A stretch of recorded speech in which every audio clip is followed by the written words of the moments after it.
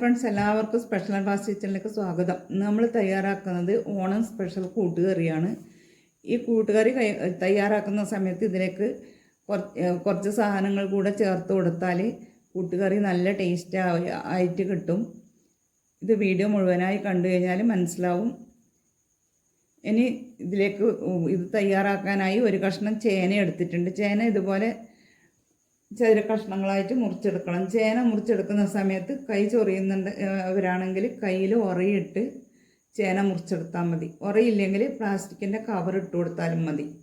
ഇനി ഇത് മുറിച്ച് കഴിഞ്ഞ ശേഷം കഴുകിയെടുക്കാൻ ഒരു അരിപ്പയിലേക്ക് ഇട്ട് വെള്ളമൊഴിച്ച് കഴുകിയെടുത്താൽ മതി. വെള്ളത്തിലിട്ട് കഴുകി വാരിയെടുത്താൽ കൈ ചൊറിയും. ഇനി നേന്ത്രക്കായ ഇതുപോലെ നീളത്തിൽ 4 മുറിച്ചെടുത്തിട്ട് ചെറിയ കഷ്ണങ്ങളായി മുറിച്ചെടുക്കണം. ചതുര കഷ്ണങ്ങളായിട്ട് കഷ്ണങ്ങൾ മുറിച്ചെടുക്കുന്ന സമയത്ത് ഒരുപോലെ ഭംഗിയിൽ മുറിച്ചെടുത്താൽ കറി ഉണ്ടാക്കിയാൽ കാണാനും നല്ല ഭംഗിയാണ്. കറിക്ക് കുറച്ചും കൂടെ ടേസ്റ്റും കൂടും. അങ്ങനെയാണ് പണ്ടത്തെ ആൾക്കാരൊക്കെ കറിക്കെല്ലാം മുറിക്കുന്ന സമയത്ത് പറയുക.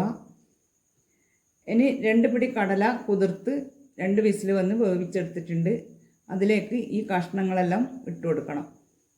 കഷ്ണങ്ങളെല്ലാം ഇട്ട് കൊടുത്ത ശേഷം കുറച്ച് മഞ്ഞൾപ്പൊടി, മുളക് പൊടി, കുരുമുളക് പൊടി, ഉപ്പ്.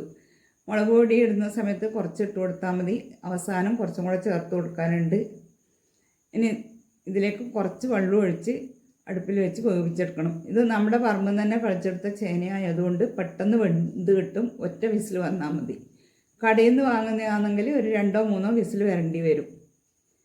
ഇനി ഇതിലേക്ക് അരപ്പ് തയ്യാറാക്കാനായി ഒരു 3 പിടി തേങ്ങ എടുത്തിട്ടുണ്ട്. തേങ്ങ 3-4 വെളുത്തുള്ളി, 3-4 ചെറിയുള്ളി, കുറച്ച് ജീരകം, പച്ചമുളക്, കറിവേപ്പില കൂടെ ഒന്ന് ഒതുക്കിയെടുത്തതേ ഉള്ളൂ.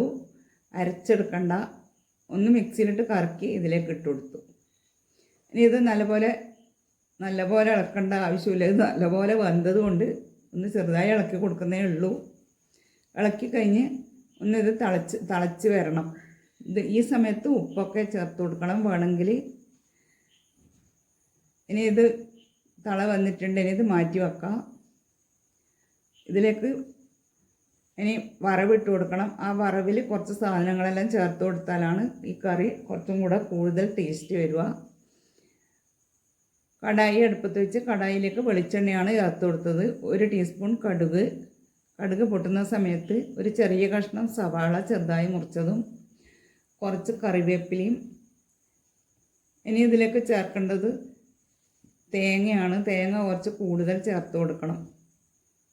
കൂടുതൽ തേങ്ങ വറുത്തിടണം. അരമുറി തേങ്ങ ചിരകി ഇതിലേക്ക് ഇട്ട് കൊടുക്കുന്നുണ്ട്. തേങ്ങ ഇട്ട് കൊടുത്ത് ഇനി നല്ലപോലെ ഒരു ബ്രൗൺ കളറാവുന്നവരെ വറുത്തെടുക്കണം. അതിന് ശേഷമാണ് ഇതിലേക്ക് ബാക്കി സാധനങ്ങൾ ചേർത്ത് കൊടുക്കേണ്ടത്.